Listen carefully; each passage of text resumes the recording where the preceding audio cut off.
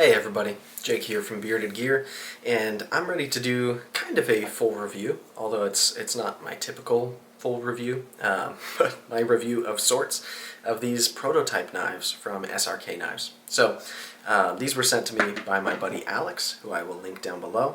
You'll see his Instagram down there. Alex has become a pretty good friend. He's been very supportive of the channel over time, and I really appreciate him over there. He's been having a lot of conversations with Cliff, who's the guy behind SRK Knives, about this kind of new model that Cliff is putting out. And I got to talk to Cliff a little bit and just kind of share with him some of my thoughts and hear some of his thoughts behind these knives. And so let me start by saying these are both prototypes of an upcoming model that he will be releasing at SRK Knives. So these are not exactly what the production version will be, and in fact part of why these are here for me was for me to kind of share my feedback on them, which is really cool to me that they value my feedback enough to want to know what I think about these. Yeah, that's flattering. But I'm going to share some of my thoughts about both of these knives. It's kind of a version 1 and version 2 prototype here, and there's a couple of things from each that I'm going to kind of cherry pick as examples of what I would like to see if I were kind of building this knife to my specs, like what I would ask him to do as a maker. I think that's the best way for me to phrase what I would change about it, is to say, if I was ordering a custom one-off of this knife, this kind of pattern of knife, what would I ask him to do to make it just for me? So I'm gonna approach it in that way. First things first, let's show you both of them. This one is in a sheath.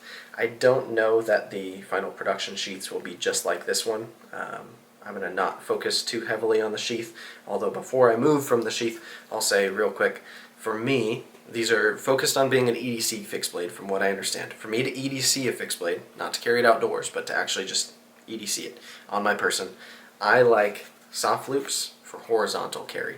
That's the way I prefer it, because I want to carry it on my belt, kind of appendix, horizontal. That's the way it works for me on an EDC fixed blade. So that's my input on sheaths. I'll kind of leave it at that, because beyond that I don't care all that much. But yeah, so this one was the first one that he made for Alex.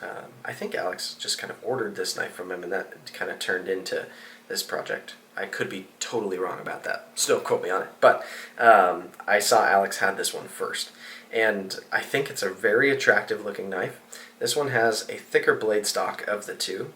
It's got what I think is a Cerakote on it, and the coating is nice. It could even just be powder coating, actually, now that I'm kind of feeling it. It's got this hole in the blade, which we'll get to. It's got a little jimping right up here just above the hole.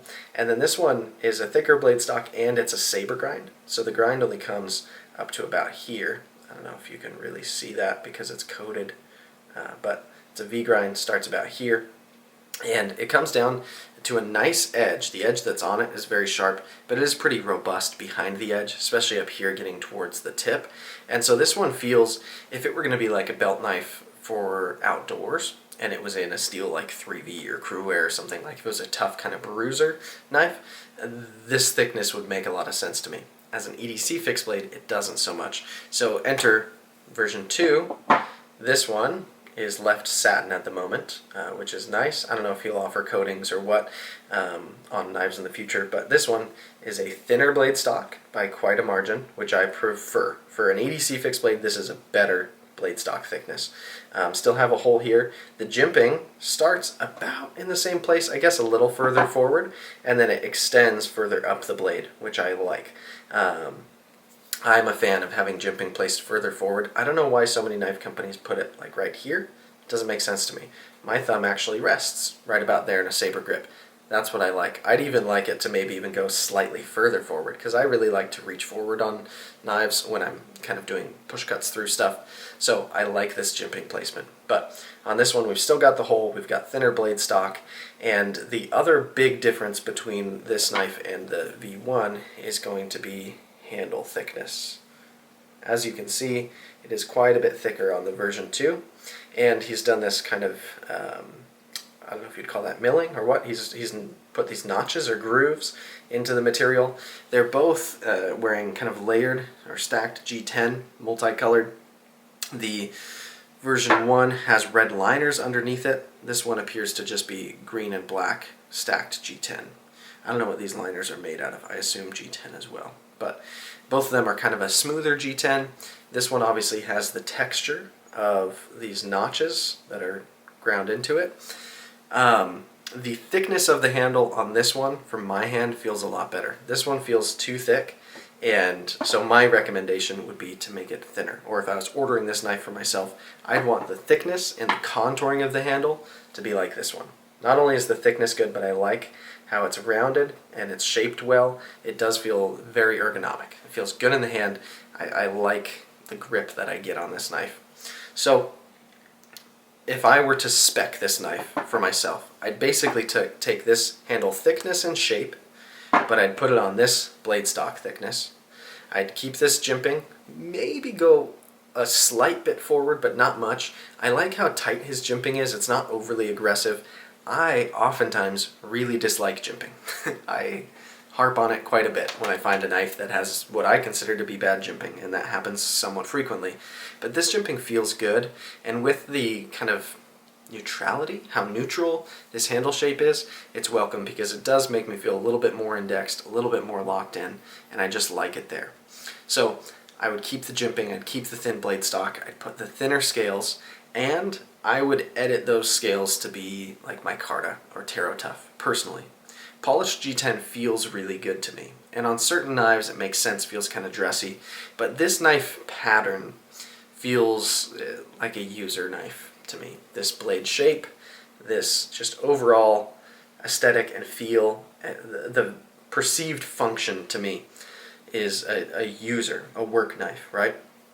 And so I just want a little bit more texture here, and I think with micarta or Tarot Tough, not only would it look really cool, I love those materials aesthetically, but it would feel a little bit better and have a little bit more grip without being gritty and overly textured, which I also don't like. You can definitely go way too overboard on texture, and so I'd rather have slick than like abrasive, but if we're kind of meeting in the gray area, I think Tarot Tough or micarta kind of bridge that gap pretty well.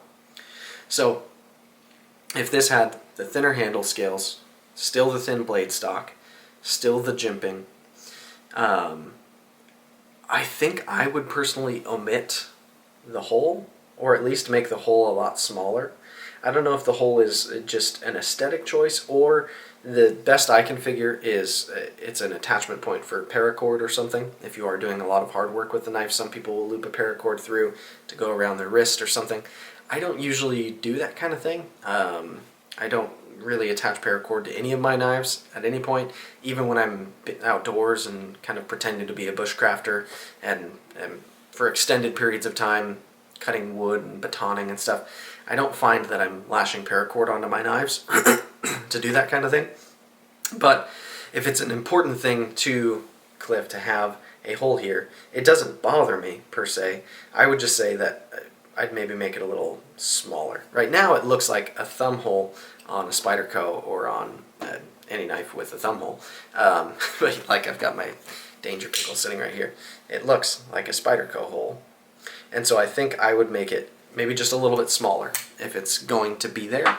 And it's already out of the way. It's not like it's going to present any issues, but I would think the blade would have a little bit more strength, especially with this thin blade stock, if you didn't drill a hole through it. So for strength and just for otherwise not really seeing much function to there being a large hole here, I would at least shrink that or omit it. But I do kind of like that having something there adds a little bit of depth to the knife. I don't know, it's hard for me to picture it without the hole now because I've only seen it with the hole, but it might look a little overly plain without the hole or something, so maybe just a smaller hole. I don't know. Whatever you decide, Cliff, on the hole, I'll be fine with, but maybe shrink it. I don't know. So yeah, the thin blade stock, the forward place jimping I really like, thinner handle scales, and then I think you're pretty much there. Like, this is a good knife design. I like that it's not overly complex. I like that it's kept fairly simple in its profile and in its approach to being a knife. It doesn't look too much like anything else that's already out there to me either. It just looks like a nice simple knife, and I just dig it. I think this is a knife that I would absolutely carry and use. If I compare it to the other EDC fixed blades that I have right now in my collection, I have the Steingraber Shark in Vanix, which is exciting. I have a Bradford Guardian 3, and then I have a Jacob Ginsberg. Jacob Creates Fat Boy, that's a little chubby guy. And then I have an Essie Azula 2, although I don't really EDC that. Maybe if I got a different sheath setup for it I might, but the way it is right now I just kind of have it as a backup pack knife. It lived on my pack for a long time. But I think this would be at home with knives like the Shark and with the Bradford Guardian 3 in my personal lineup, especially if it got thinner back here. Right now, the way this particular one is set up, these handle scales are thicker and heavier than I would want them to be. So I think, especially of the materials I already stated, I think Tarot Tough is kind of like the lightest. At least that's the sensation I get from it. And so thinner handle scales made of a material like Tarot Tough would lighten this knife down quite a bit as well. And the lighter an EDC fixed blade gets, the better in my opinion. And with this nice thin geometry, this thing will glide through cardboard. I've done a little bit of test cutting with each of these. Nothing crazy, nothing major, but especially with this one, with this thin blade stock and a full flat grind, it's a breeze going through material. This would be great for EDC tasks. And so I like this profile of the blade, and with those couple of minor tweaks, I think it'll kind of be a home run, in my opinion. It'd be a knife that I would absolutely recommend to people. So I guess that's kind of my feedback on it. There's really not all that much to alter, and a lot of the things that I just mentioned, I know they were already thinking about doing to the knife. It's not like any of this is going to be earth-shattering, but as somebody who is really into knives, carries and uses knives a lot, and goes through a bunch of different knives to compare and contrast and find what I like and just to see what things are all about, I think I can stand by those recommendations that I've made, at least in saying that for me, I know that I would find a knife with all of those little tweaks to be better for me. What I never want to say is making a perfect knife for me would make it perfect for everybody, because that's just untrue. So I can't say that it's going to be the best thing in the world if you build a knife to my specs, but those are the insights I would give that would make me way more likely to want to buy and then carry and then use this knife. As it is, it's already pretty dang good. If this got sent to me and was a complete knife, if this wasn't described to me as being a prototype, I'd still have largely positive things to say about it. I like this knife. There are a couple of like minor imperfections because it's a prototype, because it wasn't built to be completely perfect. Like just the way that it's finished is a little bit rough in some places. It's just not perfectly polished. Like stuff like that, it still feels perfect. But if this was sent to me as being a finished product, I'd still absolutely like it. I like the design. It works well. So yeah, I guess that's my feedback. These are prototypes from SRK Knives. Again, they were sent to me by my buddy Alex, who will be linked down below, and I'll link to SRK Knives down below as well. Really cool dude over there. Cliff is an awesome guy. The little bit of conversation I had with him was very pleasant, and Alex speaks very highly of him as well. And Alex is somebody who I trust, and I like Alex a lot. So it means a lot if he speaks highly of somebody, because I think highly of him. Anyways, thanks guys for watching. I appreciate it as always, and I'll see you on the next one.